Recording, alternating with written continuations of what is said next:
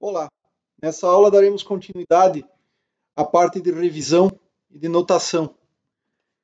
Trataremos de funções harmônicas, funções que na representação complexas vão tomar a forma e elevado a i ômega t ou e elevado a j ômega t. Tá?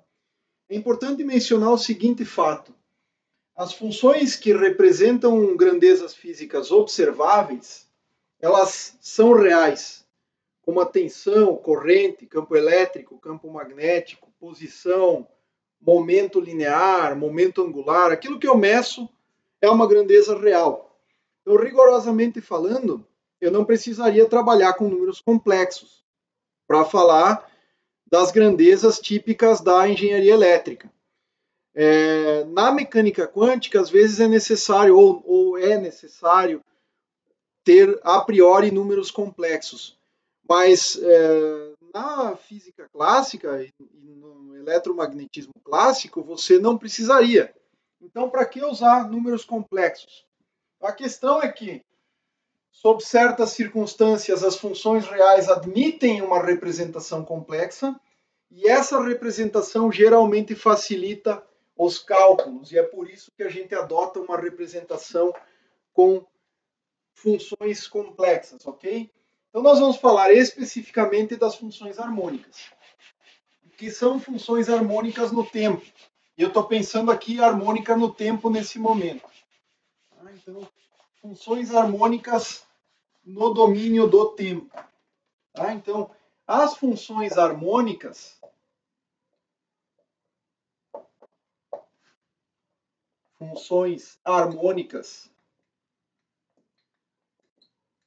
no tempo. Então, variável tempo para nós é t. Só lembrando aqui, t é tempo, r é posição. É o parâmetro coordenadas de posição. Okay? Então, funções harmônicas no tempo têm a seguinte forma.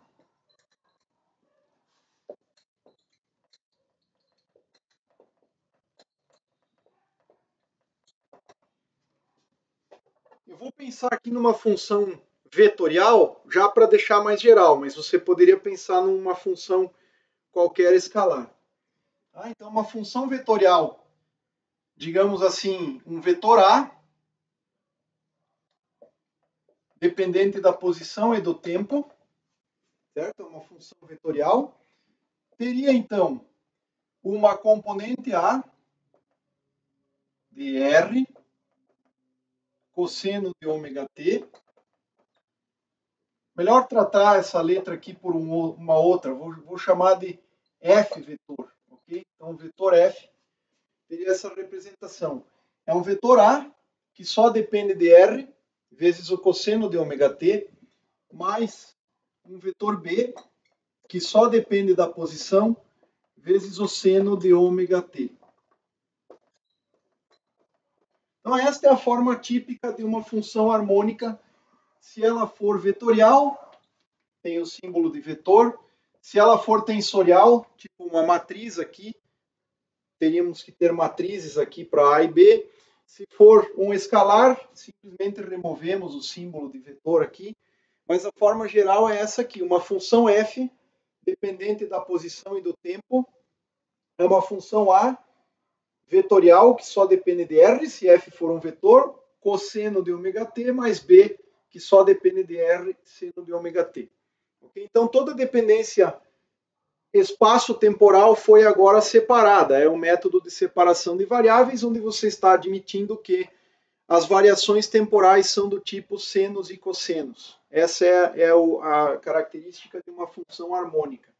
Onde é importante que se diga A, que depende de R, em geral, pode não depender da posição, pode ser um vetor constante, eventualmente, tá? Mas não depende do tempo. E B, de R, mesma coisa, tá? Pode ou não depender da posição, mas em geral depende no eletromagnetismo.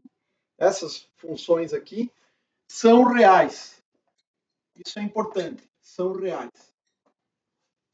Elas são funções vetoriais pertencentes ao R elevado a N dimensões, tá? Então pertencem ao Rn, onde N é o número de dimensões que você está considerando aqui. Tá? Ômega é a chamada frequência angular temporal. Frequência angular temporal, e que no regime, no sistema internacional, vai ser medida em radianos por segundo.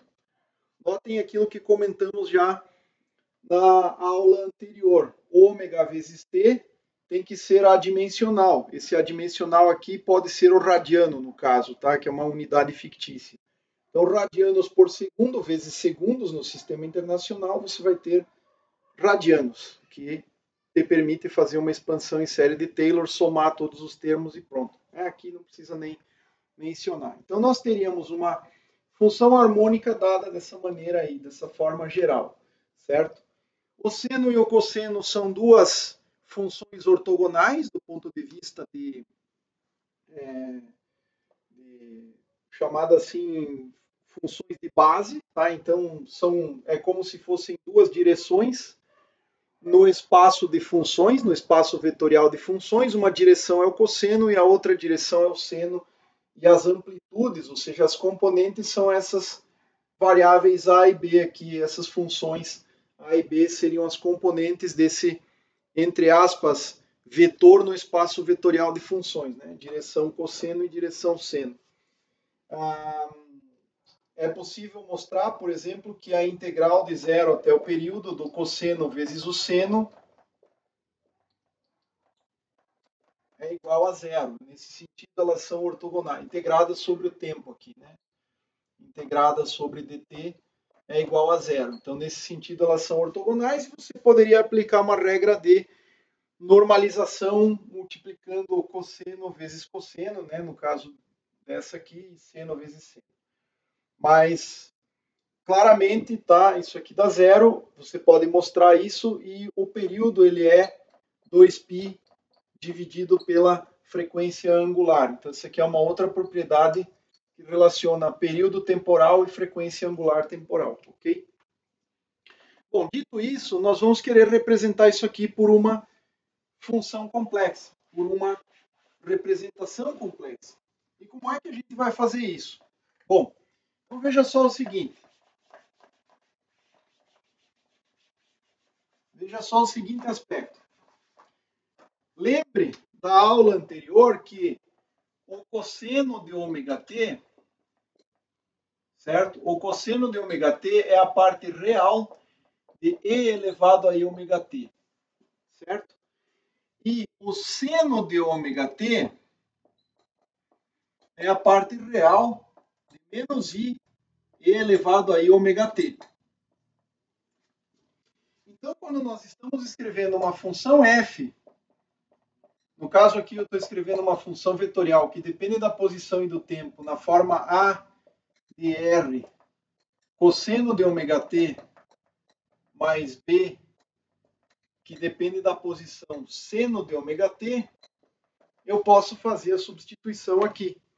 Tá? Vamos substituir, então, o cosseno por uma identidade real de elevado a ômega t, mais b de r, real de menos i elevado a ômega t, a gente sabe disso. Tá? O seno é dado por essa expressão. E eu vou lembrar aqui de um detalhe, tá? Se você tiver o produto de funções complexas, em geral, real de uma função f vezes uma função g, eu vou colocar aqui dois números complexos, psi1 vezes psi2, tá? Suponha termo a termo de componentes de vetor, se você quiser, você tem um produto. Isso aqui, em geral, é diferente do produto real de um vezes o real do outro. Tá? Exemplo bem simples aqui. Imaginem que o psi1 seja i e o psi2 seja menos i. Tá? Dois números imaginários puros. Aqui, ó, exemplo, tá? Exemplo bem simples aqui, ó. O psi1 é i e o psi2 é menos i. Se você multiplicar o psi1 pelo psi2, você vai ter menos i quadrado, que é menos menos 1, e que é 1. Então, a parte real desse produto aqui, ó, psi1 vezes a parte real do a parte real de psi1 vezes psi2 daria 1.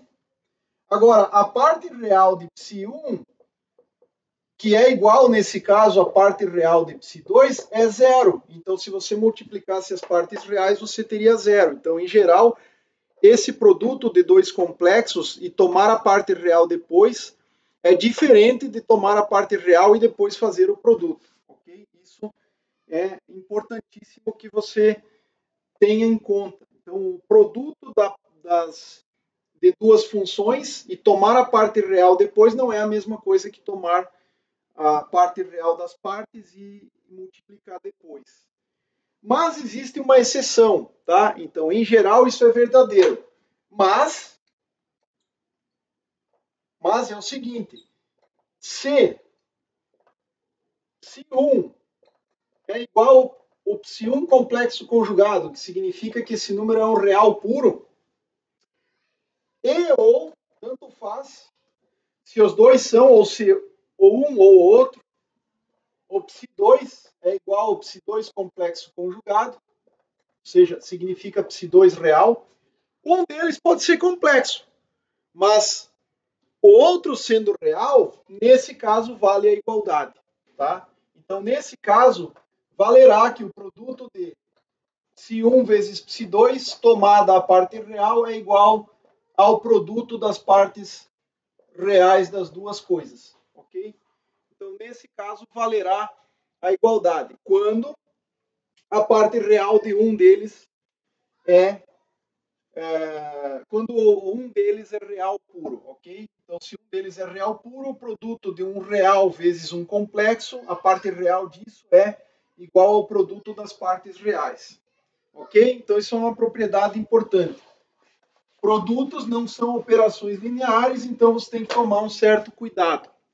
Agora, nesse caso, vejam que eu posso escrever o seguinte, o A é real, então o A é a parte real dele mesmo. E o mesmo vale para B. Então, B é a parte real dele mesmo.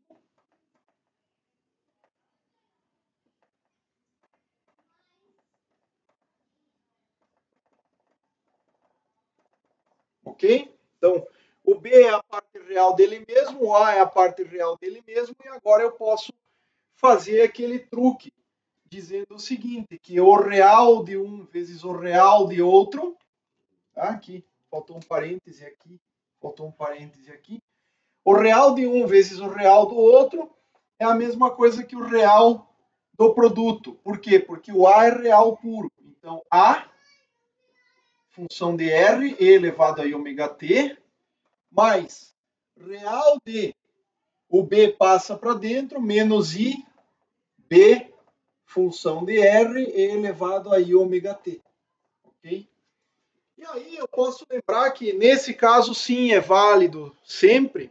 A parte real de uma soma é a soma das partes reais. Então, a soma das partes reais é igual à parte real da soma. E aí vocês vejam que o fator E elevado a ômega t dentro da soma posso colocar em evidência. Então, eu vou ter A dr menos IB dr. Agora isso aqui ficou complexo, certo? E elevado a ômega t. E isso me diz o seguinte, que a função f, que é real, porque é uma grandeza física, pode ser representada por uma função complexa. Note que, ao final das contas, isso aqui é real, essa parte é real, mas a soma tem um fator imaginário aqui, e isso aqui é um número complexo, que tem cosseno mais e seno, então, no final, isso aqui é um complexo. É uma representação complexa dessa função aqui. Eu posso muito bem definir esse f grande de R aqui, f letra maiúscula de R, como o A menos IB, A menos IB, eu vou omitir a dependência em R aqui para não ficar repetitivo, tá? Mas lembre que isso aqui só depende de R e o B também, não pode depender do tempo. E daí, nesse caso, a nossa função f de R e t pode ser escrita como a parte real de uma função complexa f de R e elevado a i ômega t. Ok? Isso aqui passa a ser uma função complexa. F é uma função vetorial complexa, no caso de vetores. É uma função escalar, se o seu f aqui é um escalar. Por exemplo, campo elétrico, o f vai ser um vetor. Corrente elétrica, escalar corrente elétrica, isso aqui vai ser um escalar, obviamente. Né? Então, tudo depende de qual é o tipo de função que você está tratando. Então, funções harmônicas admitem uma representação complexa com esta cara bem aqui. Ó. É uma função complexa vezes e na i ômega t. É um vetor complexo e na i ômega, vezes e na i ômega t, se for uma função vetorial. Então, esta é a representação que nos interessa. Então, uma vez demonstrado isso, observe também as seguintes propriedades interessantes aqui. Se nós formos calcular uma derivada, e isso você pode depois induzir para derivada enésima, se você for calcular a derivada da função f aqui, em relação ao tempo, supondo que essa função dependa do tempo e da posição, só lembrando, né, f é igual, f de r e t é igual a função a, cosseno de ômega t, mais a função b, seno de ômega t, ok? E se nós calcularmos esta derivada, o que é que nós vamos obter? Só lembrando, derivada do cosseno é menos seno, vezes a constante multiplicativa ômega, então nós vamos ter menos ômega vezes a de r, vezes o seno de ômega t, porque eu estou derivando a primeira parcela aqui, mais a derivada do seno é o cosseno, então mais ômega vezes b de r, vezes o cosseno de ômega t, e daí, naturalmente, que a derivada da função f de r e de t, em relação ao tempo, eu posso escrever como um fator ômega em evidência, ou menos ômega em evidência, tanto faz aí, a de r seno. Vou colocar o ômega em evidência, né? Então, eu vou ter aqui menos a seno de ômega t mais b cosseno de ômega t, porque nós colocamos em evidência o fator frequência angular temporal. E aí, lembrem daquilo que eu falei em termos de análise dimensional, tá? Aqui o B também é função de R. Mas note que derivada temporal introduz unidades de 1 sobre segundo. Então, eu tenho o quê? Unidades da própria função, porque o A é medido em certas unidades que são as mesmas de B. E aí eu vou ter aqui unidades da função vezes unidades de ômega. E ômega é o quê? Segundo a menos 1, esquecendo o radiano, porque o radiano, como eu falei, é unidade virtual apenas. Então você vai ter a função, as unidades de A e B por segundo, por causa do ômega. Então derivada temporal introduz 1 sobre segundo de unidade. Agora, aqui você pode fazer a mesma coisa que antes. Lembrar que o seno de ômega t é a parte real de menos i vezes a exponencial, okay? E que o cosseno de ômega t é a parte real de e elevado a i ômega t. Então você substitui isso lá, não sei se isso está muito visível ali, eu espero que dê para entender. Então você substitui essas propriedades aqui e você vai ter ômega. E aí, obviamente, eu posso já juntar todas as coisas, né, dentro da operação. Mesmo truque, real de A é A, real de B é B, seno é real daquilo ali, produto eu posso colocar tudo dentro da mesma coisa e depois usar a propriedade da soma. Então, quem quiser, faça com devida atenção. Mas note o seguinte, ó, eu vou ter esse menos aqui, compensando o menos do menos i, que vem do seno. Então, é o real de mais i vezes o vetor a, que depende de r, mais b, que depende de r, e elevado a i ômega t. Ok? Isso aqui, naturalmente, que por conta de que o e na i ômega t vem do cosseno e também vem da parte do seno, eu posso colocar, então, em evidência. Tá? E eu posso fazer um passo adicional ainda nessa conta, tá? Que é simplesmente jogar assim, ó, real, ômega é um número real, posso jogar para dentro da operação. Eu posso tirar o imaginário em evidência de tudo isso aqui.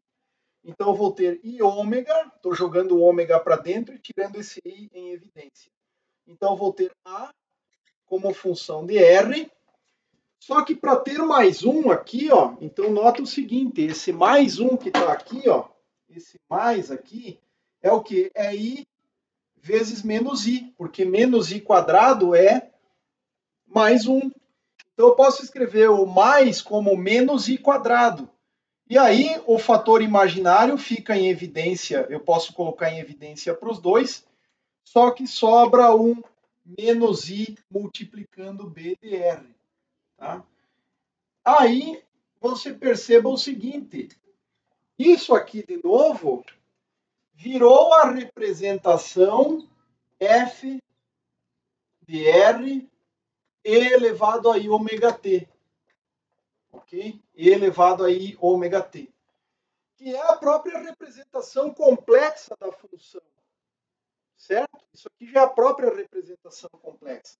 Então, derivada de uma função f que depende da posição e do tempo em relação ao tempo, ela é dada por parte real. Eu vou apagar aqui em cima, eu vou reescrever então.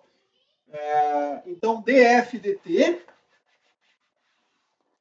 nota o seguinte, derivada temporal de f, que é uma função puramente real em relação ao tempo.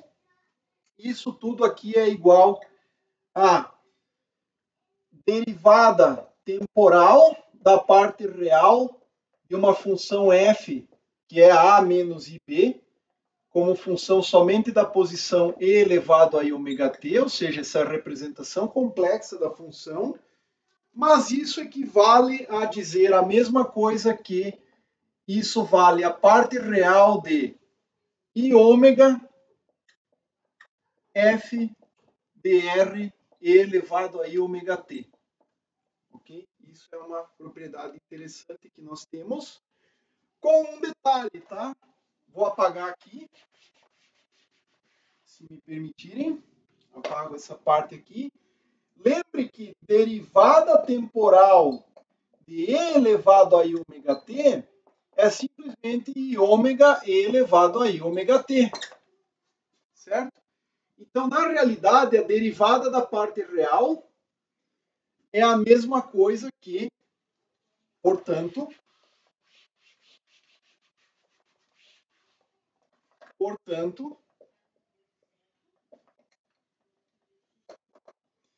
derivada temporal da parte real da função aqui é a mesma coisa que a parte real da derivada temporal da função aqui, que é a representação complexa. Já dá para escrever tudo, né? Melhor acho que a gente deixar bem nítido aqui. Ou seja, esse aqui é o nosso f, que só depende de r, é um vetor em geral, e elevado a i ômega t, a derivada de uma coisa assim, que é a representação complexa de uma função real, é a mesma coisa que a parte real da derivada da representação complexa, que nesse caso só depende de exponencial de i ômega t. Então, parte real e derivada comutam, tá? Real e ddt comutam nesse caso. Você pode trocar a ordem. E mais importante do que isso, a derivada pode ser diretamente substituída por I ômega, certo? Então isso é uma propriedade bastante interessante porque você elimina derivadas e troca ela por meramente fatores multiplicativos de I ômega. Se você quiser, você pode mostrar que a derivada enésima no tempo corresponde de uma função real, corresponde para a representação complexa a I ômega elevado a n e multiplica a função na sua representação complexa. Então aqui, ó, é na representação real. Representação real, você vai ter derivada enésima daquela função. Na representação complexa da sua função, você não precisa mais ficar se preocupando com derivadas. Tem derivada enésima e ômega elevado a n. Vale para funções harmônicas no tempo. Se você tiver funções harmônicas, senos e cossenos no espaço, a mesma coisa, só que daí não vai ser I ômega, vai ser I kx ou menos IKX para frequência espacial em X, IKY, frequência angular espacial em Y, IKZ ou menos IKZ, depende da convenção.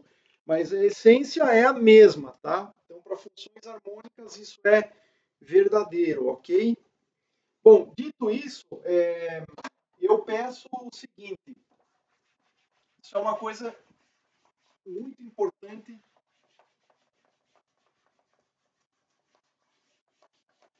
de ser demonstrada, tá? Demonstre o seguinte.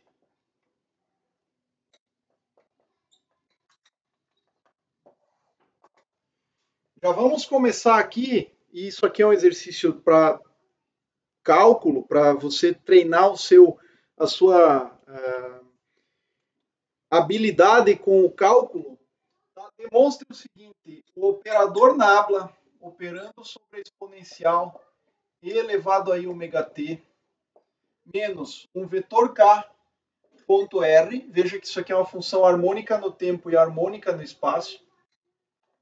O nabla operando nisso aqui é menos ik vetor, é um vetor, porque, veja, o tempo é I ômega, então só tem aquela componente, o espaço tem 3, então o nabla operando sobre esta função, que é uma exponencial, ela deriva tanto em relação a x, quanto a y e quanto a z, então vai ter 3 componentes, e que é constituída pelas componentes desse vetor k, então isso dá menos ik vetor, e repete-se a exponencial. A exponencial é legal porque quando você faz a derivada, ela repete. Se você faz a integral, ela repete também, a menos de constantes. E também outra coisa que você tem que calcular é o laplaciano desse negócio aqui. Laplaciano é igual, você vai ter isso aqui ao quadrado, menos ao quadrado é mais, i quadrado é menos, então menos. Só que como trata-se de vetor, eu tenho para cada direção o k quadrado, então é k ponto k, exponencial de i ômega t menos vetor k ponto r. Então demonstre essas propriedades aí. São importantíssimas ao longo de um curso de ondas eletromagnéticas. Você tem que entender esses cálculos todos. Tá? Só lembrando que o vetor k é um vetor que tem componentes kx, ky e kz, certo? O vetor r é o vetor de posição, simplesmente, x, y e z. E quando você fala k.r, que está dentro desta exponencial, você está se referindo ao produto escalar entre os dois. Então, você vai ter o k subíndice x vezes x, mais o k componente y, né, subíndice y vezes a variável y do vetor posição, mais o k subíndice z vezes a variável z, que é a variável de componente z do vetor posição. Tá? K.K, obviamente, né, você vai ter K.K, vetor K.K, naturalmente, que é a soma dos quadrados, kx ao quadrado, ky ao quadrado e kz ao quadrado, que é o laplaciano aqui. Note que, embora tenha uma notação vetorial aqui, isso aqui é um produto escalar que te dá um escalar, esse ômega t já é um escalar, o nabla opera sobre uma exponencial de um argumento, portanto, está operando o nabla sobre uma função meramente escalar. Tá? Então, isso aqui é de fundamental importância, que seja demonstrado. Outra coisa que você pode achar útil, eventualmente, é o seguinte, ó, e elevado a ômega t menos k.r é a mesma coisa que você, numa notação compacta, escrever uma função totalmente harmônica no tempo e no espaço pelo método de separação de variáveis. Então, veja só, a menos de uma amplitude aqui que vai ser complexa, em geral, você tem o que? Senos e cossenos no tempo vezes senos e cossenos em x, com frequência kx, senos e cossenos em y, com frequência ky, e senos e cossenos em z, com frequência kz. Então, as frequências em x, y e z podem ser diferentes. No eletromagnetismo, essa somatória com a frequência temporal, essa relação entre frequências espaciais e temporais vai ter consequências. Tá? Mas isso a gente vai ver mais futuramente. Só que isso vai aparecer naquilo que é chamado de relações de dispersão. Por enquanto, isso aqui, essa exponencial, ela é a onda plana uniforme. Isso aqui é a chamada onda plana uniforme, a menos de uma constante. Nós vamos discutir melhor isso mais para frente.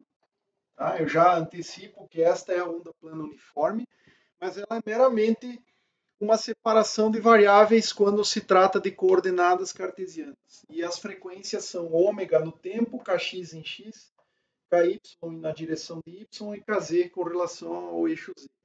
Tá? Então, demonstre estas propriedades aqui, é um exercício fundamental. Tá? Então, note que também, olha, quando você tem harmônico no espaço, isso aqui está te dizendo uma coisa, olha, propriedades. Propriedade para onda plana uniforme.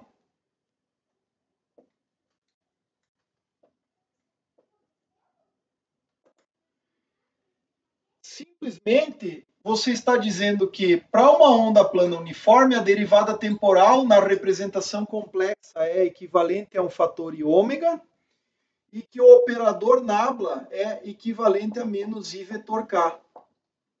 Então, você tem derivadas.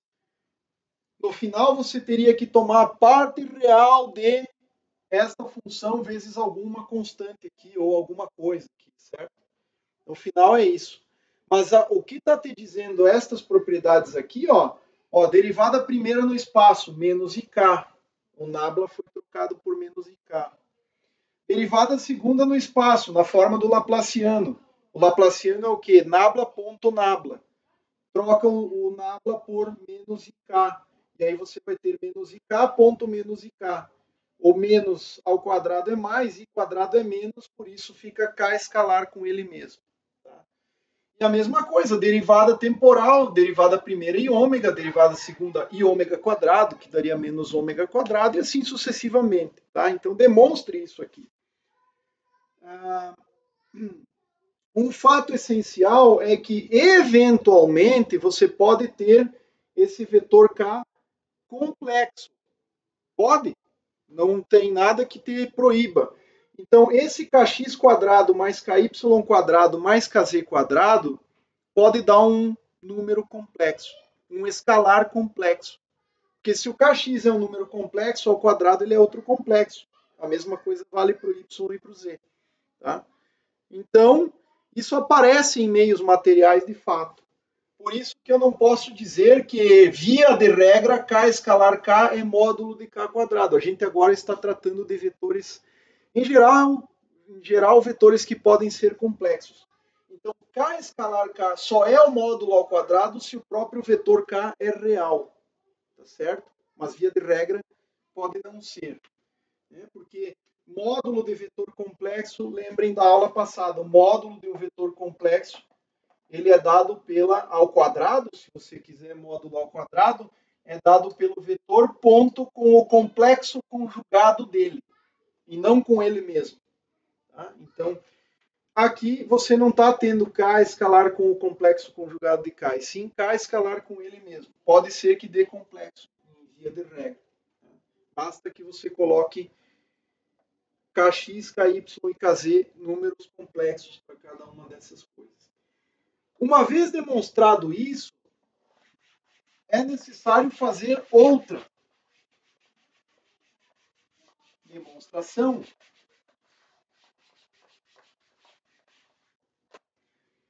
baseado nas seguintes propriedades, tá? São duas propriedades fundamentais, então demonstre o seguinte.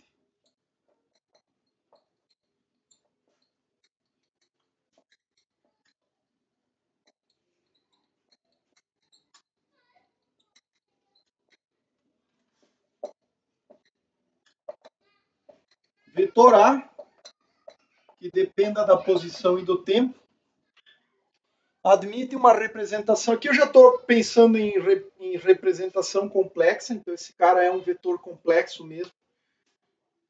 Igual a dr, não, A0, e elevado a I ômega t menos K ponto R. Esse é o tipo de vetor que eu estou pensando aqui, certo? É um vetor onde A0 é um vetor complexo, constante, tanto em R, posição, quanto no tempo. Ou seja, ele é um vetor que não depende da posição e do tempo. Então, eu tenho uma função vetorial, é um vetor constante complexo, vezes toda a dependência espaço-temporal está aqui. Tá? Então, demonstre que para vetores com a seguinte forma, onde A0 é um vetor complexo constante na posição e no tempo, a divergência de A é a mesma coisa que menos IK ponto A, e o rotacional de A é a mesma coisa que menos IK vetorial A. Certo? Esta é a demonstração que eu quero que vocês façam também. Tá? Propriedades ou relações importantes, identidades vetoriais úteis.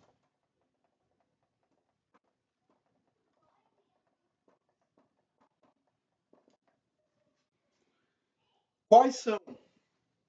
Divergência de um escalar f vezes um vetor A é a mesma coisa que esse vetor aqui pode ser qualquer coisa, esse f aqui pode ser qualquer coisa também, são duas funções em geral. Não esse A necessariamente, qualquer vetor A, qualquer escalar f, é a mesma coisa que a divergência de A vezes f, porque produto escalar não importa a ordem, ele é comutativo, mais A ponto nabla f, ponto gradiente do escalar. Ou seja, isso aqui é a regra do produto. Tá? A derivada de um produto é o quê? A derivada do primeiro vezes o segundo, mais a derivada do segundo vezes o primeiro. Com vetores, às vezes eu tenho que cuidar a ordem, mas escalar, esse escalar eu posso manobrar para frente ou para trás aqui dentro do parêntese.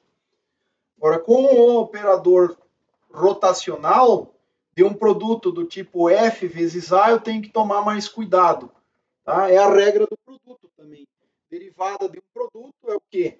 É a derivada do primeiro, mas no caso, sobre um escalar, a única coisa que eu posso fazer é calcular o gradiente. Vetorial, a operação eu tenho que manter, vetorial A. E aí note que é um vetor vetorial com outro vetor. E o nabla tem que aparecer na frente de A. Tá? Mais, quem? Derivada do segundo vezes o primeiro. O primeiro eu vou deixar aqui na frente, tanto faz a ordem, ele é um escalar, você pode manobrar. Rotacional de A. Tá certo? Então, nessa propriedade aqui, o seu vetor todo que está colocado, eu sugiro a você, faça esta exponencial aqui igual ao f, e esse cara aqui igual ao vetor. Esse aqui é o vetor, que é constante, portanto tem derivadas nulas. mamão com açúcar fazer isso aqui. Então, por favor, façam essa demonstração. Isso aqui são as identidades vetoriais que você vai usar para demonstrar essas propriedades aqui. Faça. É entendimento fundamental para compreender ondas eletromagnéticas. Tá?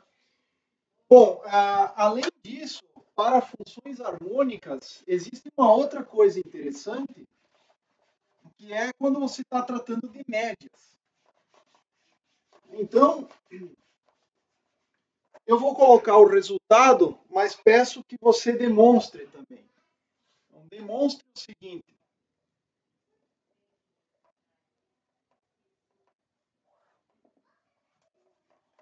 Demonstre que a média de um produto de duas funções, posição e tempo, produto aqui, mantenha a ordem, essa bolinha aqui.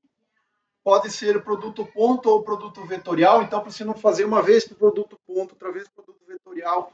Ou também, aqui pode ser um escalar, aqui outro escalar, um vetor, outro, não importa, tá? Eu vou colocar a representação aqui na forma de vetores. Então imagine que você tem um vetor F vezes um vetor G, ou um escalar F vezes um escalar G, aí você tira a flechinha, ou um escalar F vezes um vetor G, aí tira as flechinhas só do F, não importa aqui muito. Tá? Produto de duas funções, onde aqui é uma operação e aqui é um tipo de função vetorial, escalar, o que quer que seja. Isso aqui é a mesma coisa que metade. Tá? Isso aqui é a média sobre um período. Então, esse aqui denota a média, já vou definir média. É a mesma coisa que metade da representação FR, vetor, bolinha, G complexo, DR, tá? Onde isso aqui denota complexo conjugado e a operação é a mesma que estava aqui. Então, essa operação segue lá. Onde média temporal, tá? Do produto, no caso aqui, média de F com G sobre um período temporal, eu vou omitir RT aqui para ficar mais simples, é o inverso do período integral de 0 até o período. Você pode simetrizar se quiser, de menos o período sobre 2 até mais o período sobre 2, não importa. As representações reais de F com G, e aqui é uma função cuja média sobre o período pode depender do espaço, mas não dependerá mais do tempo, ok? Então você vai ter FDR,T, o produto que está sendo realizado com G, pode ser vetores, podem ser escalares, etc., como falei, R,T, integrado sobre o tempo. Então essa aqui é a definição de média, você integra o tempo de 0 ao período, divide pelo período, te dá a média temporal sobre um período. Para funções que são representáveis ou que permitem uma representação complexa, a média sobre um período de tempo corresponde à mesma coisa que, ao invés de calcular esse integral, metade da parte real da representação complexa de F vezes a representação complexa de G. Você ainda pode incluir aqui como funções do tempo, tá? Porque o tempo aqui é um e elevado a i ômega t. Então você vai ter e na i ômega t aqui, e na menos i ômega t e vai tudo embora. Então se você quiser levar o e na i ômega t junto para fazer essa conta aqui, não tem o menor problema. Só lembrando, tá, que f, função da posição e do tempo, pode ser escrita da seguinte maneira. É uma função que só depende da posição, e elevado a i ômega t, mais o complexo conjugado. Estou usando a propriedade da aula passada, ou seja, uma função real é sempre igual a representação complexa mais o complexo conjugado sobre 2. Eu quero a parte real disso aqui. A parte real é a função que eu quero, é a representação real do vetor f aqui. Tá? Essa é a função fisicamente observável. O que eu tenho? Eu simplesmente tenho a representação complexa mais o complexo conjugado desta representação sobre 2. E note que a representação, o complexo conjugado da representação é o quê? É o complexo conjugado de tudo isso aqui. Só que o complexo conjugado de tudo isso aqui é o conjugado do primeiro vezes o conjugado do segundo. Troca o i por menos i. E a mesma coisa para a função g, tá? você pode fazer G como função da posição, E elevado a I ômega t, mais G complexo conjugado só depende de R, E na menos I ômega t, então toda a dependência temporal é harmônica, dividido por 2, certo? Então esta aqui é a representação complexa, tá? Então F, que nós estamos escrevendo lá como função de R e T, é o que? É uma função que só depende da posição, E elevado a I ômega t. E a mesma coisa para G. G de R e T é uma função G de R complexa e elevado a I ômega t. Okay? F é complexo, esse F maiúsculo é complexo, G maiúsculo é complexo, mas a função que eu quero calcular a média são funções reais. Tá? Então, demonstre que isso aqui é verdadeiro para F e G reais e harmônicas no tempo. Okay? São reais e harmônicas no tempo. Então essa é uma propriedade que vocês não terão muita dificuldade. Eu encaminho o exercício, tá? Façam o seguinte. Substituam na integral F por isso aqui e G por isso aqui. Então você já vai ter 1/4, 1/2 vezes 1/2, o produto continua no meio do caminho, você vai ter esse vezes esse vezes aquele, esse vezes esse e esse vezes aquele. Tem 4 termos, e aí você vai ter que integrar coisas assim, do tipo E na 2 e ômega t, uma constante, coisas assim. Que, ó, esse vezes esse vai te dar o quê? F bolinha G, que é a operação, bolinha G vetor, E na I ômega t vezes E na I ômega t, E na 2 e ômega t. Isso aqui só depende do espaço, F e G, se F grande e SG grande só dependem do espaço.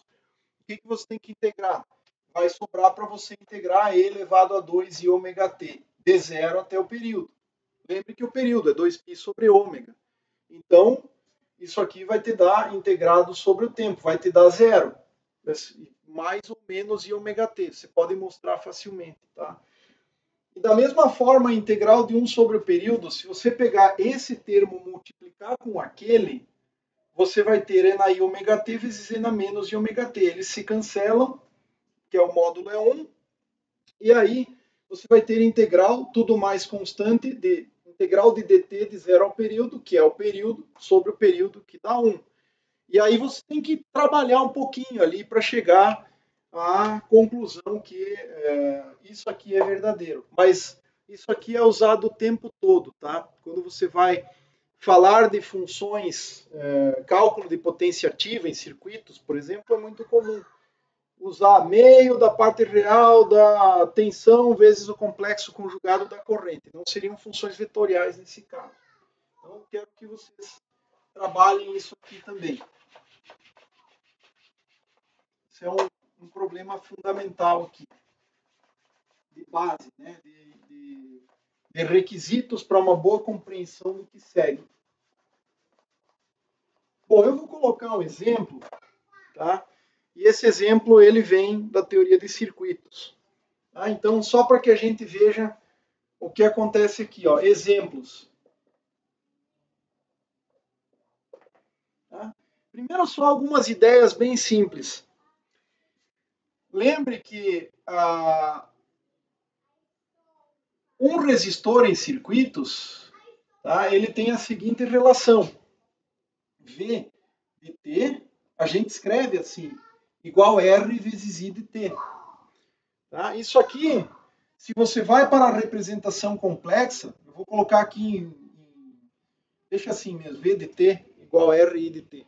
Se você vai para a representação complexa, você pode pensar o seguinte, ó, em regime harmônico, em regime senoidal, também é muito comum o pessoal falar dessa forma, em regime senoidal, você pode imaginar que V de T é o que? É uma parte real de uma amplitude V0 complexa, ou V complexa simplesmente, E elevado a I ômega t. E que I de T é simplesmente a parte real de I til E elevado a I ômega t. Eu vou até colocar V0 e 0, só para lembrar que eles não dependem do tempo. Tá? Onde V0 til e I0 til são constantes complexas.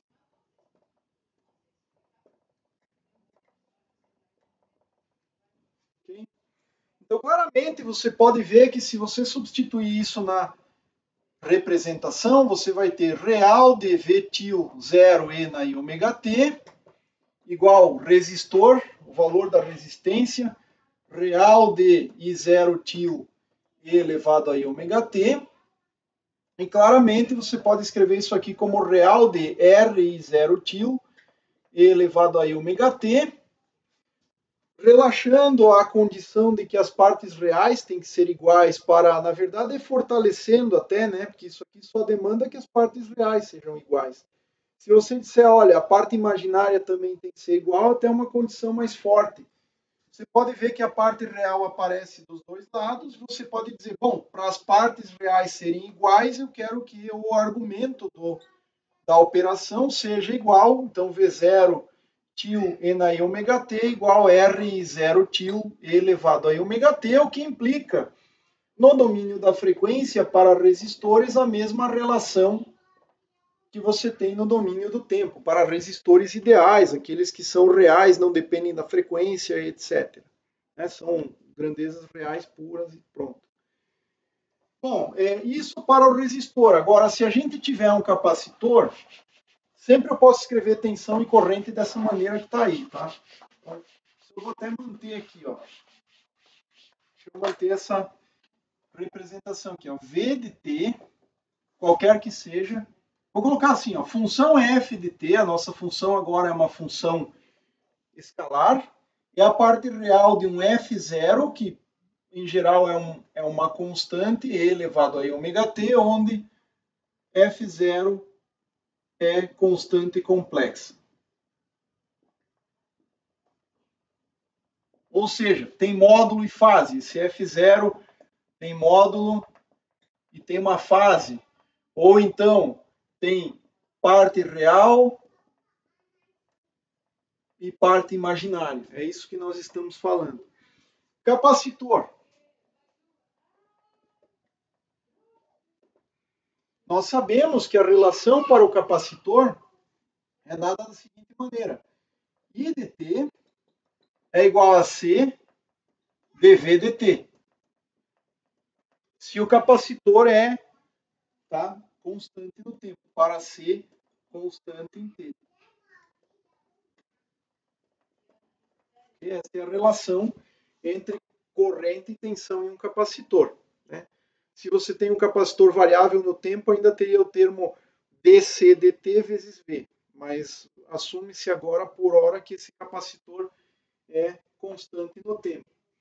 O que você tem aqui? Então você vai substituir real da corrente por uma representação complexa, I0 til em cima aqui, né? E na I ômega t, para representar que isso aqui é complexo, igual C, derivada temporal da parte real de V0 til E elevado a I ômega t, só que parte real e derivada comutam, nós já demonstramos isso, então você pode trocar a operação real com a derivada. C é uma grandeza constante real pura, então eu posso escrever assim, ó, real de C V0 til, derivada de quem? Só do E na I ômega t. É por isso que eu posso simplesmente trocar então a derivada temporal por I ômega.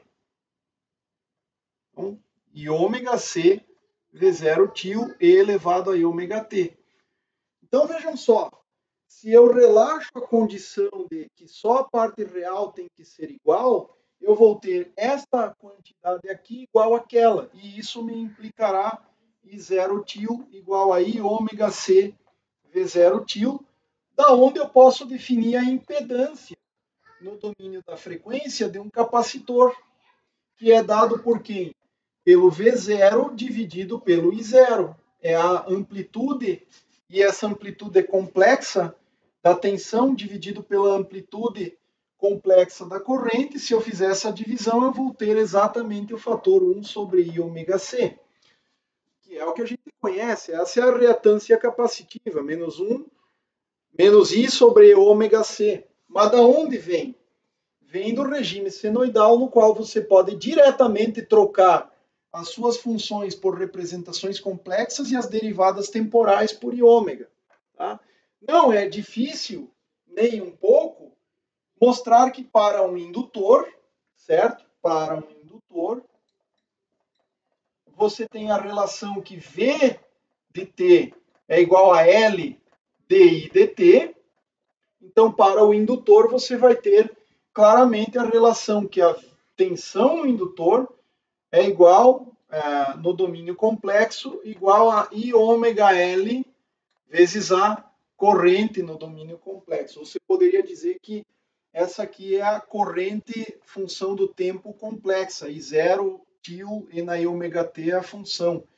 E V0 til e na I ômega t é o V til de t, onde a dependência temporal sempre na forma e na I ômega t. Então, pronto. Você tem aqui a relação do qual a impedância no indutor vai se dar simplesmente como tensão no indutor sobre corrente no indutor, que é a famosa relação de reatância. A impedância indutiva é meramente um termo reativo, da forma I ômega L. Tá? Mas isso é porque você pode, em regime linear, você assume que as grandezas são lineares, que as relações são lineares. No regime linear, você pode utilizar essa representação de funções harmônicas e a derivada temporal é simplesmente trocada por um fator I ômega. Tá certo? Agora vamos um pouquinho adiante nisso aqui, porque nós podemos pegar um circuito muito simples, que é o circuito RC série. Tá?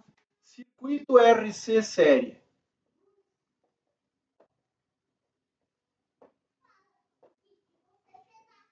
Tá? Esse seria o caso. E um exemplo para mostrar um pouquinho do que tem em termos, o que está acontecendo em termos de representação complexa. Então imagine que você tem aqui, eu não quero o transitório, eu quero o regime estacionário,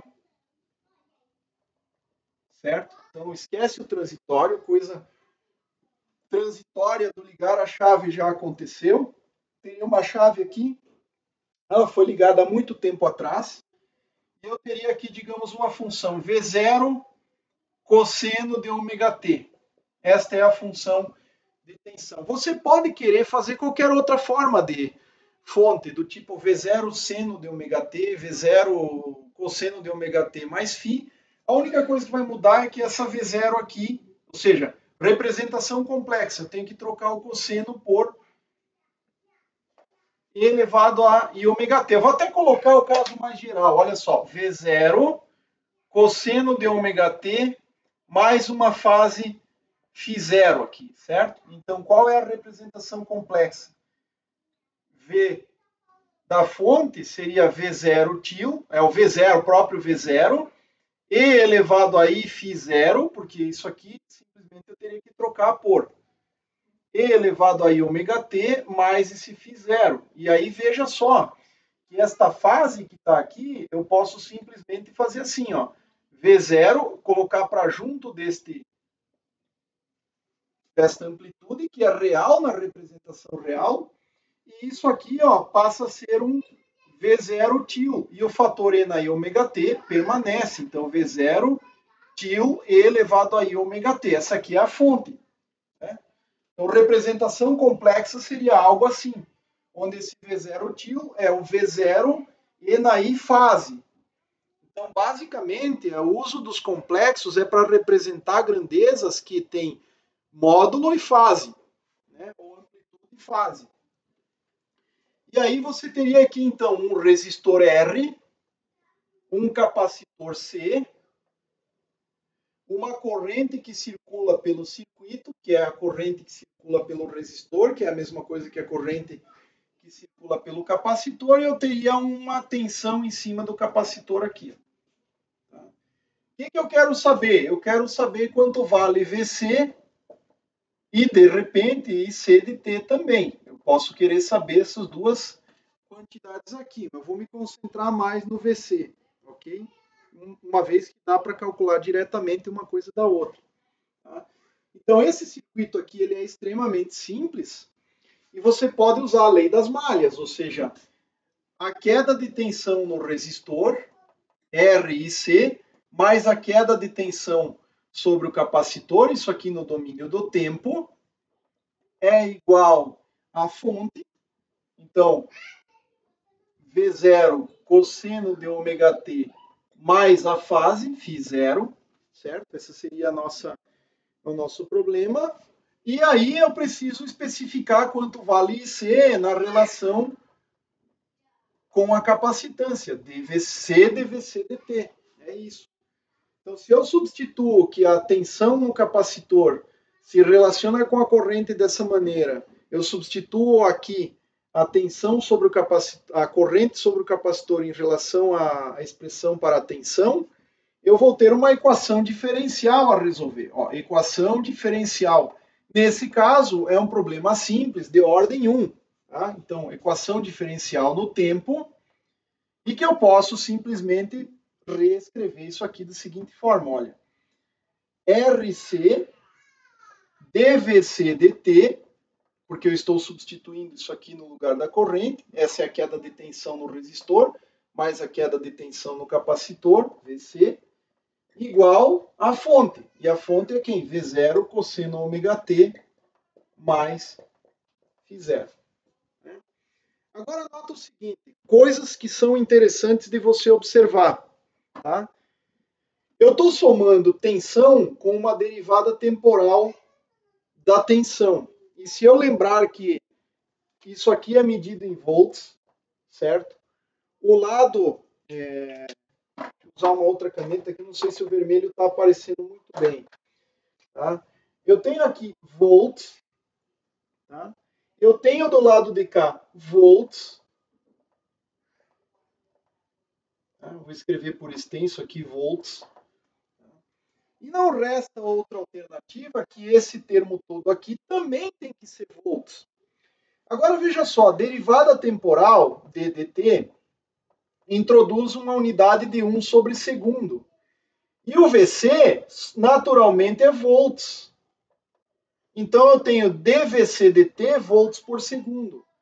Se você está em dúvida do que é RC, você só pode ter uma alternativa. O produto RC tem que ser medido no sistema internacional em segundos, porque em segundo cancela a unidade introduzida pelo DDT. E isso então te dá o quê? Uma constante de tempo. Por que é uma constante de tempo? Porque é uma constante que vem das constantes do seu sistema, o R e o C, esse aqui é o capacitor, ok? Vem das constantes do circuito e é de tempo, porque tem unidades de tempo, é um intervalo temporal característico desse circuito, mas que eu posso inferir por mera análise dimensional, ok? Então, nós queremos resolver essa equação diferencial, tenho que resolver uma equação diferencial e tudo mais. Só que vejam só, se nós fizermos a representação complexa, nós vamos ter que Vc no capacitor, como função do tempo, é igual ao quê? Parte real Vc e elevado a ômega t, que a tensão V0 cosseno de ômega t mais φ0 é igual a parte real de V0 til, que é o V0 e na I φ0 e elevado a ômega t, que é a tensão da fonte, isso aqui é a fonte. Ok? E naturalmente que você já vai jogar isso aqui como real D aqui e tudo mais. Isso aqui vai te produzir o quê? I ômega para a derivada temporal. Então isso vai nos dar o seguinte. I ômega, na hora que a gente jogar isso aqui lá no circuito, né? Eu vou ter o quê? RC, que é tal, derivada temporal de quem? Disso aqui. E isso aqui é derivada da parte real, real da derivada, eu posso simplesmente trocar a derivada por I ômega, e aí eu vou ter real de uma soma igual ao real do outro lado. Eu posso eliminar a operação real e ficar só com a representação complexa. Nós vamos ter I ômega Vcetil vezes tal, porque ele vem aqui desse termo, já estava ali, E elevado a I ômega t, mais Vcetil E elevado a I ômega t, que é o número complexo que eu quero determinar, igual ao V0 til. Igual ao V0 til, que é a representação complexa da fonte, vezes E na I ômega t. Então, note que essa fase que está sempre presente, do tipo E na I ômega t, aparece em todos os termos. E eu estou propondo, por linearidade, que a resposta do capacitor tenha a mesma frequência da fonte. Se não fosse linear, isso poderia não ser válido, ou não é válido, via de regra. Então, você chega aqui facilmente, que a amplitude que você tem que colocar aqui é o quê? É o V0 til da fonte dividido por, se você juntar os termos aqui, 1 mais I ômega tal, onde tal é RC. Está resolvida a amplitude. Ok? Então, note o seguinte, você, ao invés de ter que resolver uma equação diferencial, você transforma a equação diferencial numa equação meramente algébrica, que eu creio que todos já sabem disso. Mas qual vai ser a grande diferença em ondas? Em ondas, a fase que vem lá, no caso de circuitos, essa parte do termo E na I ômega t, em ondas vai ter mais uma parcela que vai depender do espaço. Então, uma onda, se for uma onda de tensão, que brevemente será vista, você vai ter algo assim, ó, um V0 til, uma amplitude, E elevado a I ômega t menos um Kz, digamos. Então, você vai ter um termo de fase parte tempo e parte espaço, né? Que vai ser no caso da onda. Mas daqui, agora você pode fazer as devidas interpretações.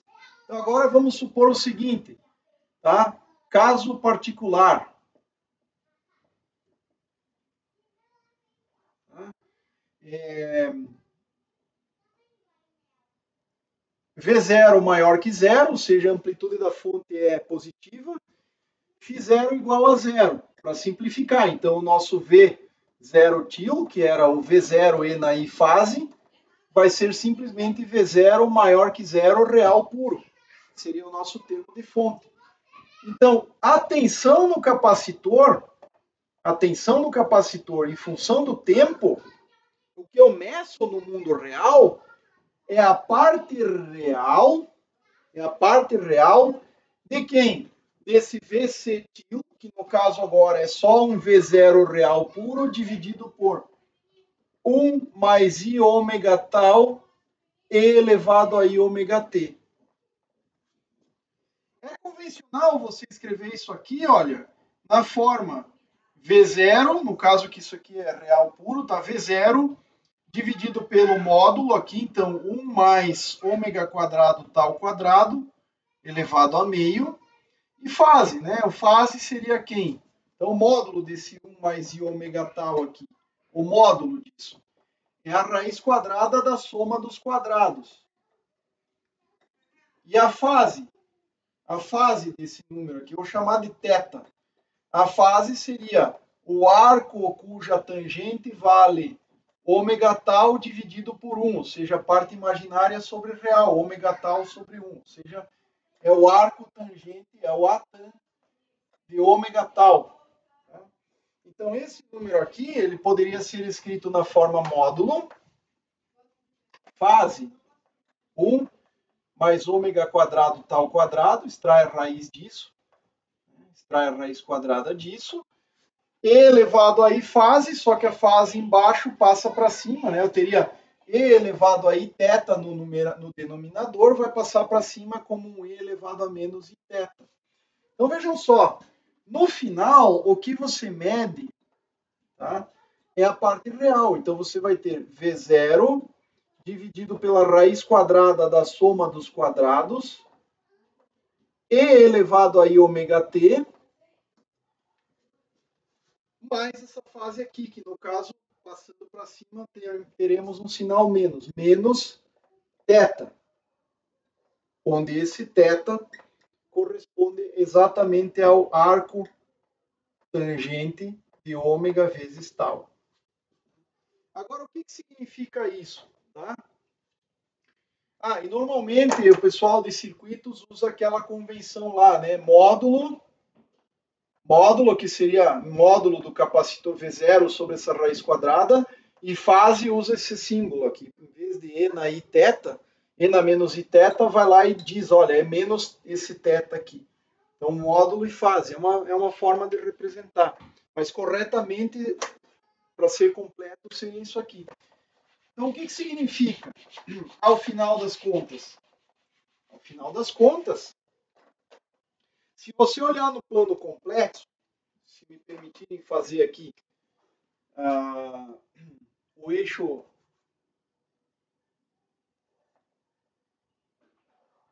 real e imaginário. Olha só, se você olhar no plano complexo, o que você tem? A fonte, ela tem uma amplitude V0. Então, aqui ela tem, em t igual a 0, ela vale V0. Isso aqui seria a fonte, V0. E ela roda, né? Porque ela é uma função senoidal. Lembre sempre que um fator e esse aqui, só o termo de cima já seria a parte da fonte, né? V0 e na i ômega t, a fonte. Então, ela é uma função que começa em t igual a 0 como real pura, por causa da nossa definição aqui, apontando positivo em eixo real, e ela roda com frequência ômega, porque eu preciso lembrar que E elevado a I fase roda um número no plano complexo. Isso aqui, então, vai rodar na forma E elevado a I ômega t. Então, o V da fonte, representação complexa em função de um outro instante de tempo, iria rodar para cá, com a mesma magnitude, só que com uma fase ômega t. Certo? Isso aqui é a sua fonte. E em zero estaria aqui, estaria nesse ponto aqui. Ó. Esse aqui seria o tempo V0 para o instante de tempo t igual a zero para a fonte. E, por outro lado, a tensão em cima do capacitor é dada, a parte de representação é isso aqui, ó, representação complexa seria isso que está entre parênteses. O que nós teríamos? Nós teríamos V0 sobre raiz quadrada, então seria uma amplitude menor, seria V0 sobre a raiz quadrada de 1 mais ômega quadrado tal quadrado, e deslocado uma fase θ com sinal negativo, ou seja, no sentido aqui horário, né? Que nos daria este ângulo de fase aqui em relação ao eixo dos reais. Então você nota que esse cara aqui, ó, em t igual a 0, ele está defasado por um ângulo θ, ou seja, a tensão no capacitor está defasada por um ângulo θ em relação à tensão da fonte, mas que à medida que o tempo passa, ele roda com a mesma frequência angular ômega. Então, dado esse instante de tempo ômega t, onde esse cara rodou para cá, esse aqui terá rodado, digamos, para cá. Então, teria rodado uma fase ômega t. Então,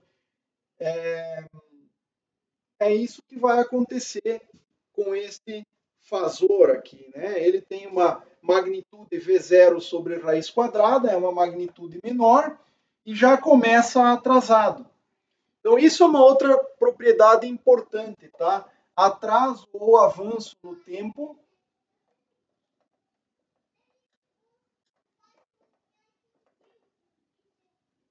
corresponde a uma fase na representação complexa.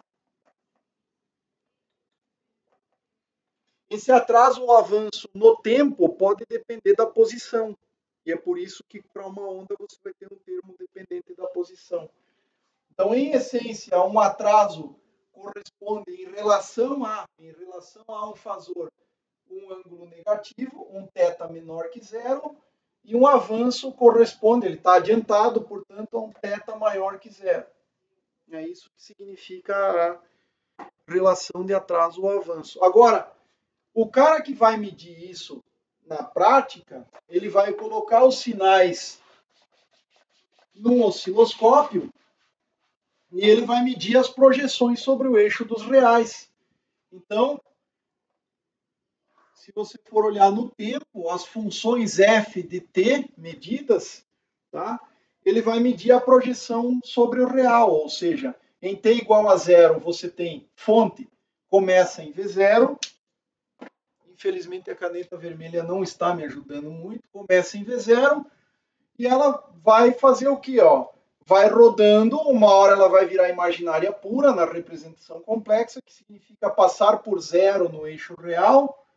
Depois ela inverte de sinal, então esse cara que está rodando aqui com a circunferência maior, depois ele passa a ser totalmente negativo, então quando este fasor passa por aqui, a projeção sobre os reais te dá um menos V0 aqui, tá?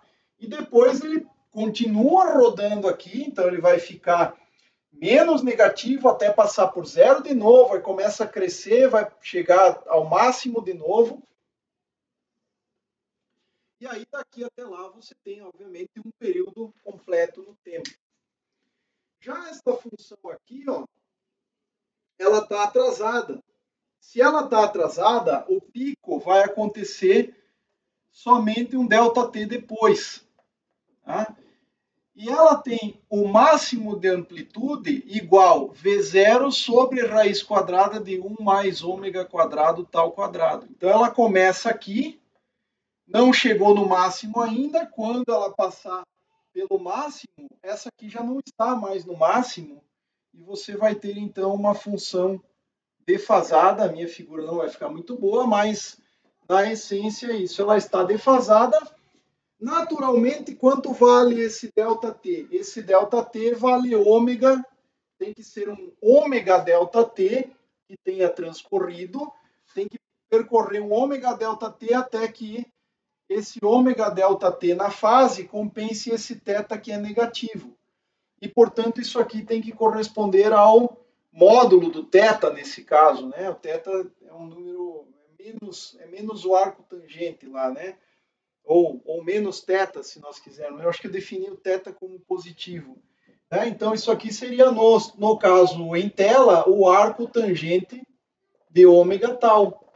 E aí você pode dizer, ó, bom, então o ΔT vai ser dado pelo arco tangente de ômega tal dividido por ômega.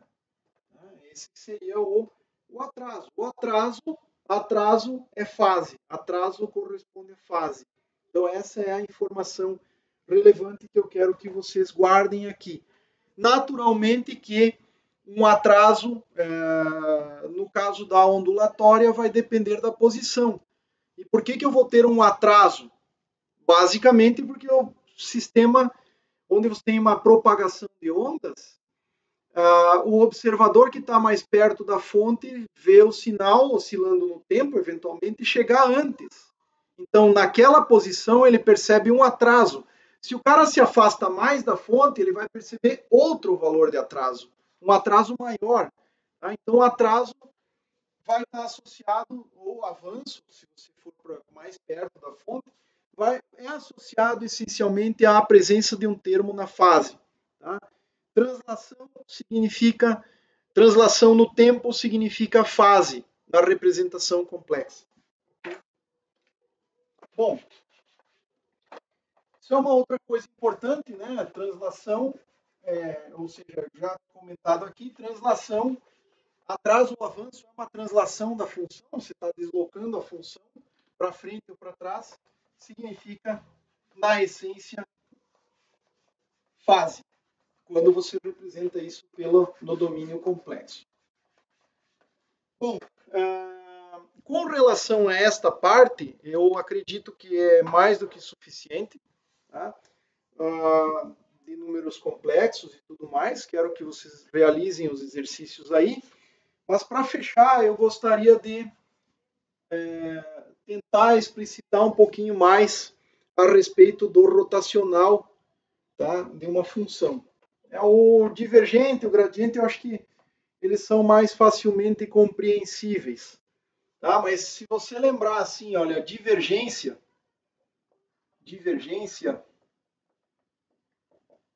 está associada a fluxo. E para isso, você pode considerar um fluido escoando. Né? Se você lembrar da definição de vazão em um fluido, pense num fluido. Aqui, exemplo, fluido. Num fluido, você tem um campo que é um campo de velocidades. Diferente de uma partícula em que a velocidade é só uma função do tempo, para um fluido você tem um vetor velocidade que depende da posição e do tempo. Então é um campo de velocidades dentro do fluido. Campo de velocidades aqui. Naturalmente que se você pegar o escoamento de água ou de qualquer outro fluido, o escoamento pode estar a uma certa velocidade perto da superfície ou perto do contato com um duto e outra velocidade mais no meio do escoamento. Normalmente é maior no meio do escoamento do que no contato com alguma superfície, porque aí tem atrito. E isso te dá uma distribuição de velocidades, via de regra. Se você quiser calcular a vazão, tá? Creio que quem já tenha feito parte de hidrodinâmica e fenômenos de transporte em geral, vai lembrar que vazão é dado por velocidade vezes área. Mas isso aqui é admitindo-se que a velocidade é uniforme e perpendicular à área de seção transversal. Então você estaria pensando em algo assim, olha. Isso aqui, ó, a velocidade totalmente perpendicular à superfície. Então você teria uma área e ela é uniforme.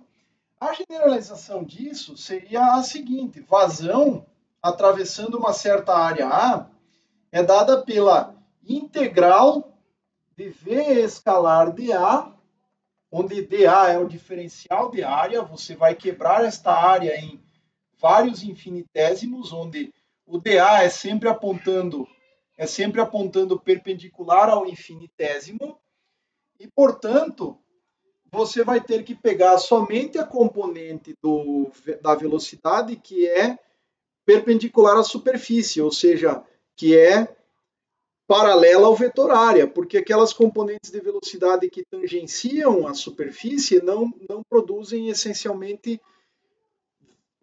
o fluxo para o outro lado daquela superfície de referência. Então, basicamente, para o fluido atravessar esta superfície, só a componente de velocidade que é perpendicular à superfície que contribui. Ou, em termos vetoriais, né, a gente define uma certa superfície como um elemento infinitesimal aqui e o vetor é sempre perpendicular. Então, o módulo é um dA e o vetor é sempre perpendicular à superfície. Forma um ângulo de 90 graus com a superfície. Então, naturalmente, eu preciso fazer produto escalar, projetar a componente da velocidade sobre a área. E aí eu posso querer saber se há acúmulo ou não em uma certa região do espaço, em um certo domínio espacial. Esse vai me dar uma quantidade que é o fluxo líquido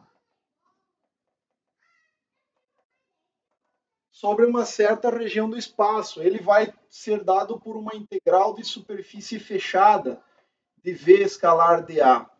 Tá? Isso se dá porque aí eu estou medindo o quê? Se eu imaginar que o vetor área ele aponta para fora da superfície, se eu pegar um cilindro, eu tenho um dA para lá, paredes laterais, etc. O que eu estou fazendo? Eu estou computando quanto entra aqui, ou seja, veja que nesse lado aqui o V escalar dA dá um número negativo, do lado de lá eu teria quanto sai do outro lado. Então eu teria essa quantidade menos essa, efetivamente. E claro, os laterais também entram no cômputo. Então eu quero saber quanto de fato se acumula aqui dentro. Eu faço uma integral de superfície fechada que delimita um certo volume V. Tá?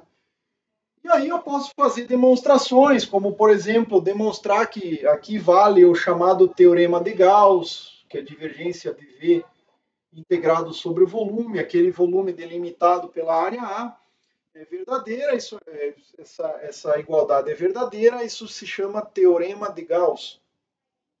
Mas o fluxo líquido é dado por esta relação aqui.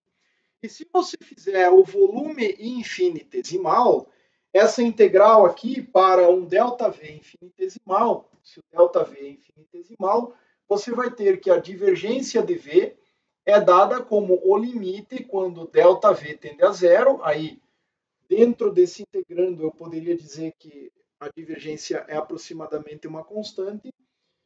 E aí eu teria divergência de V vezes ΔV.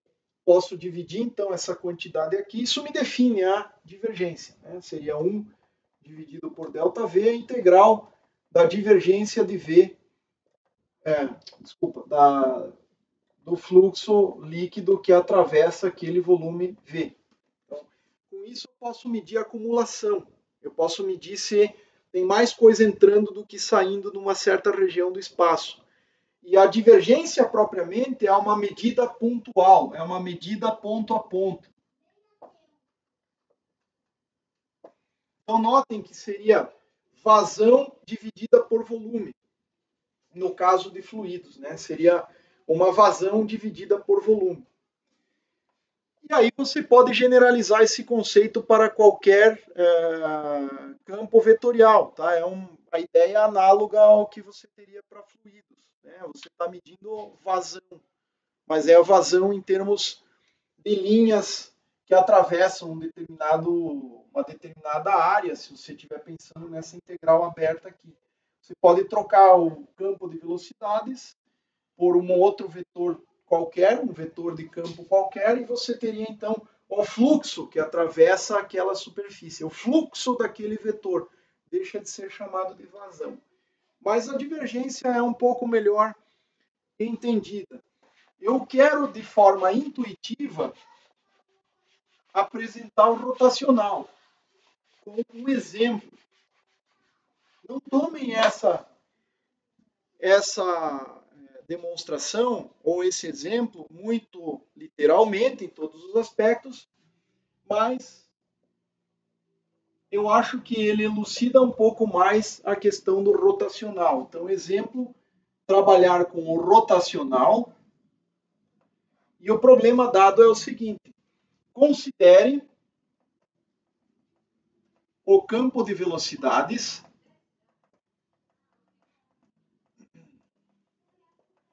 de um fluido hipotético, é claro. Tá? Ele é meramente teórico aqui, dado na forma que segue.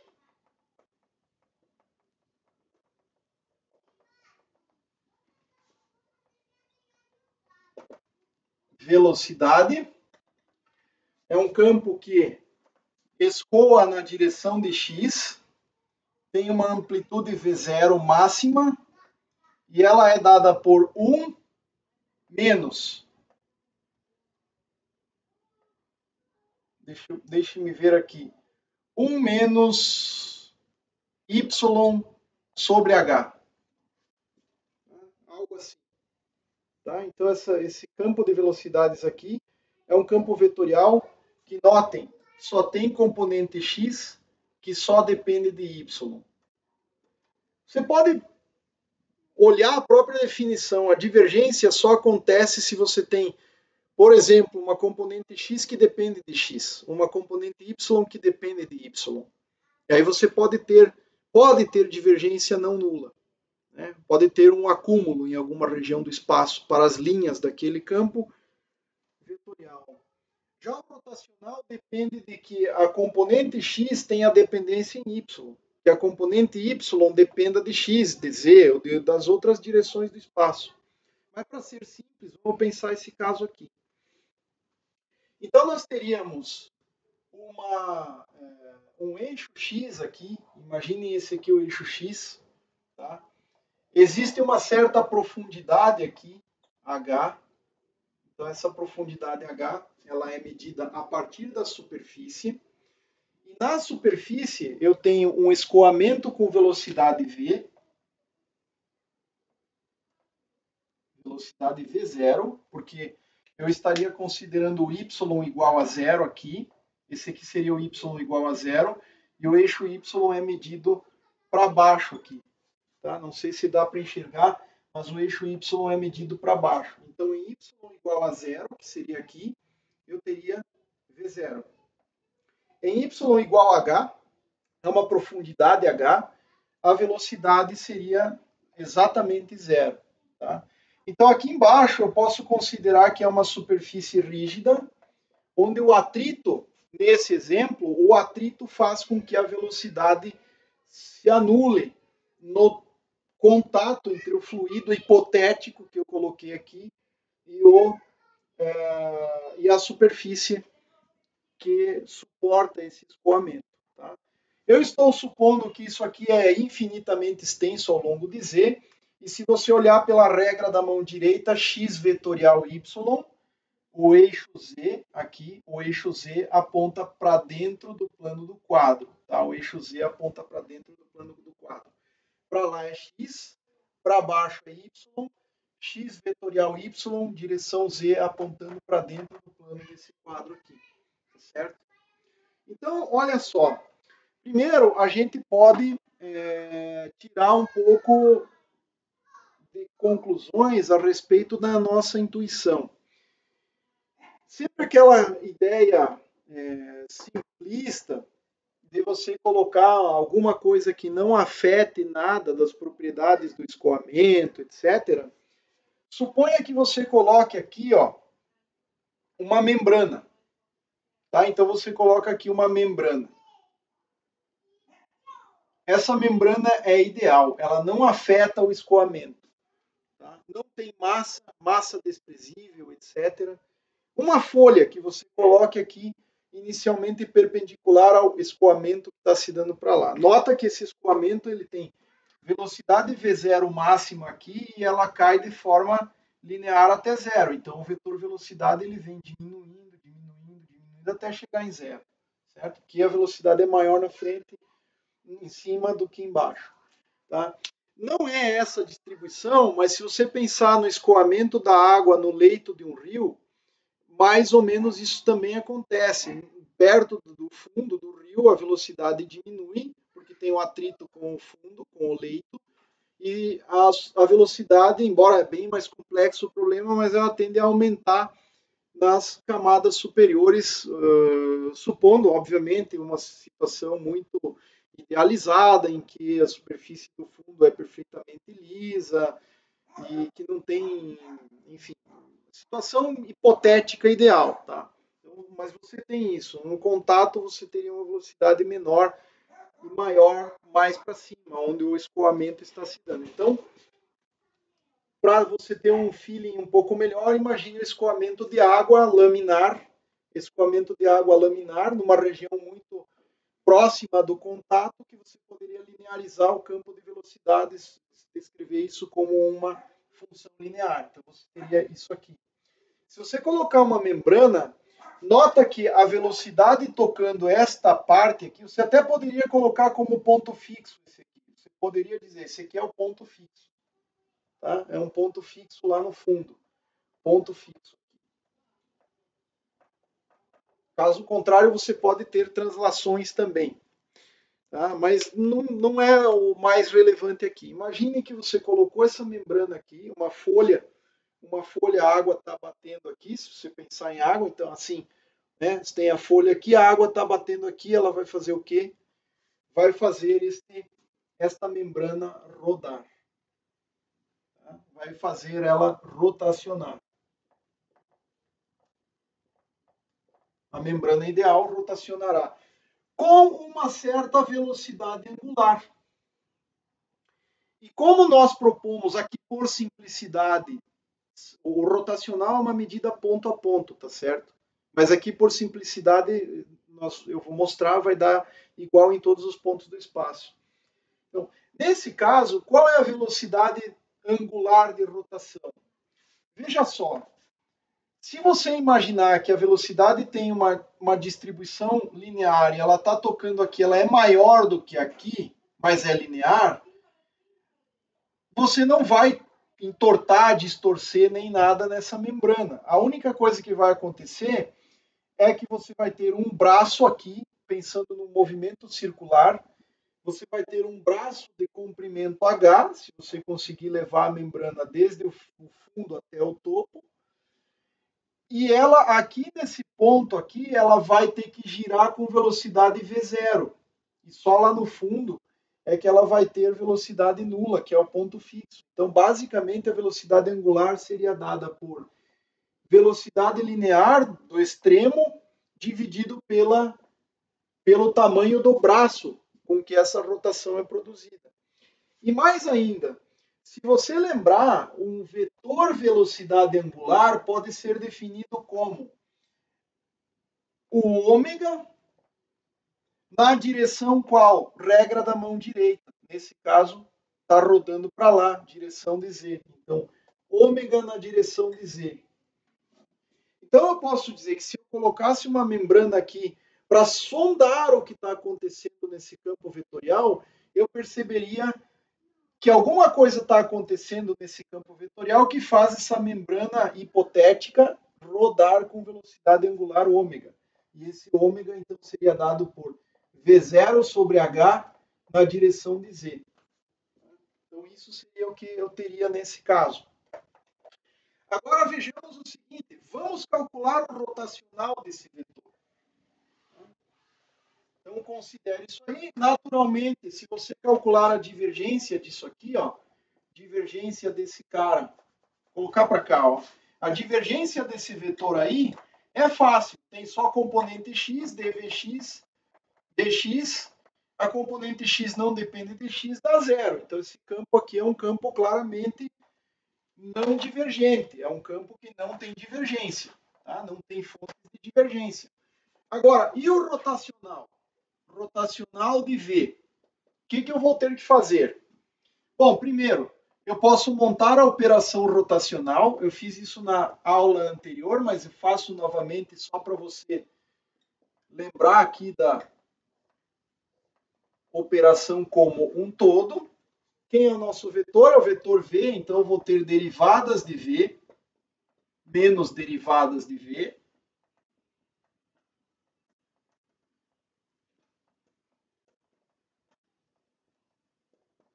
Ok?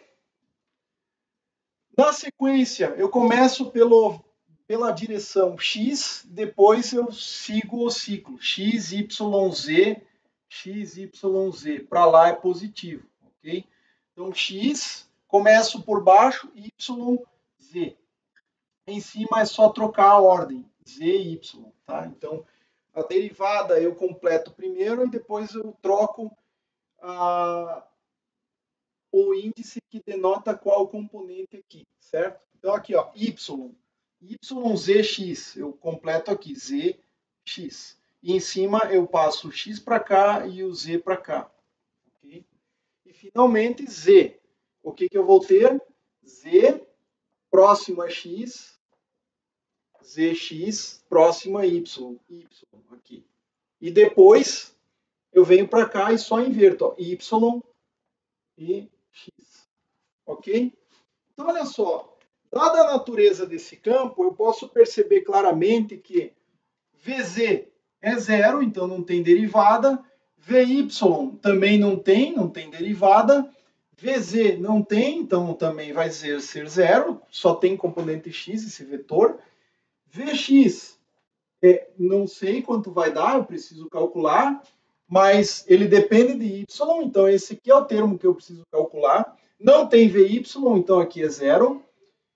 Vx existe, mas não depende de z, então dá zero. Então a única coisa que eu sei, que eu preciso calcular é aquela. Então nesse caso, o rotacional se dará da seguinte maneira, ó, menos dvx dy na direção de z.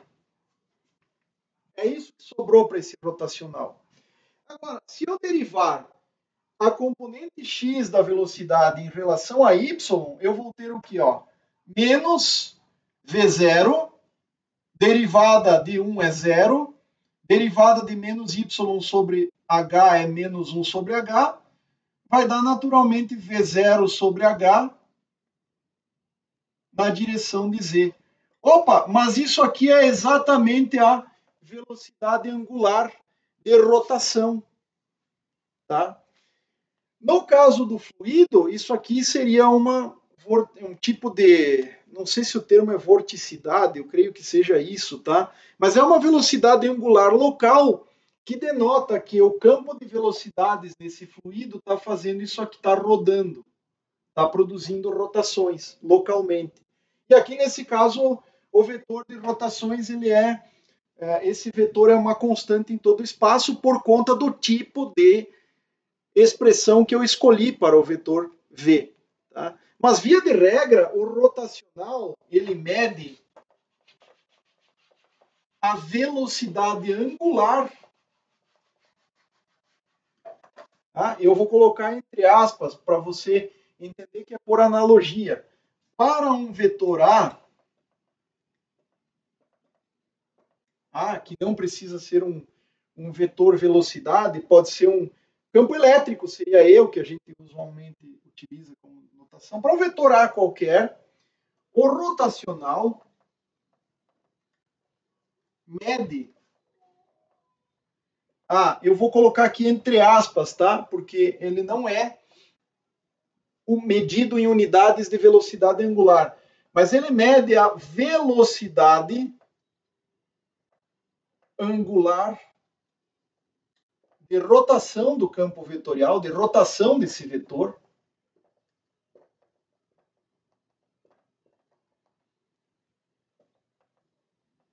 E é uma velocidade angular entre aspas, né? Porque, como eu falei, não tem unidades de velocidade angular, via de regra. De rotação do vetor localmente. Então, é ponto a ponto, é uma medida pontual. Okay? Isso é uma coisa muito importante. Então, se você tiver um vetor num determinado ponto do espaço, de tal maneira que esse vetor circule em torno deste ponto, digamos que aqui o vetor A aponte assim, nesse outro ponto o vetor A aponta para lá, nesse outro ponto o vetor aponta para cá. Se esse vetor está circulando em torno desse ponto, não precisa de fato inverter o sentido, basta que a componente do lado de cá desse ponto, em torno do ponto, seja maior do que do lado de lá, podendo apontar para o mesmo sentido. Então, de certa maneira, basta que, por exemplo, o vetor aqui, em torno desse ponto, seja maior do que o vetor aqui. Ó. Você pode ver que ele vai tender a produzir uma rotação aqui. Por analogia com o fluido, né? Colocou a membrana aqui, ele vai fazer essa membrana girar, porque a velocidade em cima é maior que embaixo. Então, mas pensando de forma simplista, é como se você tivesse o vetor A girando aqui e o rotacional de A produz uma, entre aspas, frequência angular em unidades apropriadas desse vetor A. Então, você, pela regra da mão direita, teria um vetor ômega A aqui, que é o resultado do rotacional. Então, em torno de ômega A, o vetor A circula localmente, medida ponto a ponto, tá certo? De forma bem pictórica aqui. O que você tem que fazer, de fato, é calcular. Para cada vetor você teria que calcular, mas a visualização do que está acontecendo é um tipo de circulação. É claro que um vetor pode ter divergência e rotacional, tá? Então as linhas podem não necessariamente ser totalmente fechadas. Pode ser que as linhas não se fechem, mas por conta de também esse campo ter uma componente de rotacional. As linhas de um rotacional, elas tendem a ser fechadas e você produz um vetor ômega A aqui que é grosseiramente, tá? É uma visão pictórica, é uma visualização um pouco intuitiva do que está acontecendo. O rotacional te dá a chamada entre aspas, velocidade angular de rotação pontual desse vetor, vendo se esse vetor ele tende a produzir circulação em torno daquele ponto. E em qual orientação estaria esta velocidade angular, ou seja, perpendicular ao plano que contém a tendência de rotação desse vetor. Ok? E veja só, se você pegar fluidos, tá? Se nós pegarmos o caso do fluido, no caso do fluido, o que nós temos? Rotacional de V, deu o quê? Um ômega, que era o quê? V0 sobre H, vetor unitário na direção de Z. Unidades de velocidade no sistema internacional, metros por segundo. Operador nabla, é derivada espacial, 1 sobre metro. Introduz unidades. Resultado, 1 sobre segundos. Claro que aí a gente pensa em rotação e introduz aquela unidade radianos, né? Mas radiano, como eu falei, é fictício. Aqui você pode ver que velocidade é metros por segundo, a altura H é metros, o resultado naturalmente bate também, ó, 1 sobre segundos. Essa é a unidade. Peguemos um outro exemplo, rotacional de... Um outro exemplo aqui. Só para fazer análise dimensional com aquilo que provavelmente vocês já conhecem de eletricidade e magnetismo. Rotacional do vetor H é igual à densidade de corrente. Isso aqui é uma das leis da magnetostática, tá? Então é a lei de Ampère. E vale na magnetostática. Na dinâmica é necessário um termo que o Maxwell introduziu. Então vejam só, campo magnético, ele é medido em que unidades? Suponha que eu não sei em que unidades é medido o campo magnético, mas eu sei que densidade de corrente é medida em ampere por metro quadrado. Por que é assim? Porque densidade de corrente, eu pego a corrente toda que atravessa uma certa área e divido pela área. Então, a corrente ampere dividido por metros quadrados, se for a área em sistema internacional, vou ter a corrente em ampere por metro quadrado. Densidade de corrente. Essa aqui é a densidade volumétrica de corrente.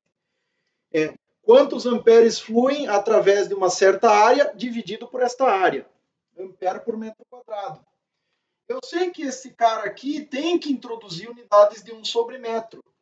Aí, multiplicando 1 sobre metro, o que eu tenho que ter aqui para o H para que eu tenha como resultado ampere por metro quadrado? Bom, só pode ser ampere por metro, porque ampere por metro vezes 1 sobre metro é que vai me dar ampere por metro quadrado. E aí, dimensionalmente, fica tudo correto. Então, é isso, pessoal. E esse J, se você lembrar bem da da magnetostática, um fio transportando corrente I. Como é que é o campo magnético em torno dele? Ó, esse aqui, vetorialmente falando, vai te dar um vetor J. Localmente falando, você sabe que esse vetor campo magnético circula pela regra da mão direita, circula em torno da densidade de corrente. Você já deve ter visto isso. Então, é a ideia de que esse J, ele faz o papel, entre aspas, de uma velocidade angular de rotação do vetor H em torno daquele ponto onde flui uma corrente J. É uma medida local. Tá? Bom, em termos de revisão, eu creio que é isso, que é necessário que sejam feitas as listas, que sejam realizados exercícios e tudo mais. É necessário treinar, o fato é esse. Tá? Eu finalizo dizendo que a memória, a nossa memória, o nosso cérebro é um instrumento que tem uma histerese, então não há outra maneira de estudar que não seja você aqui, entre aspas, castigando ou para que ele crie as conexões sinápticas necessárias. Você tem que treinar constantemente, tá? Não adianta fazer o estudo somente para em cima de uma prova ou para em cima da data de um exame, porque isso não te produz uma memória perene, uma memória de longo prazo. Até pode produzir um pouquinho, mas eu diria o seguinte: constância nos estudos. Esse é o ponto-chave. Tá? E com isso a gente encerra a parte mais revisional. A sequência é tratar da equação de ondas. Tá certo? Nos vemos nos próximos capítulos aí.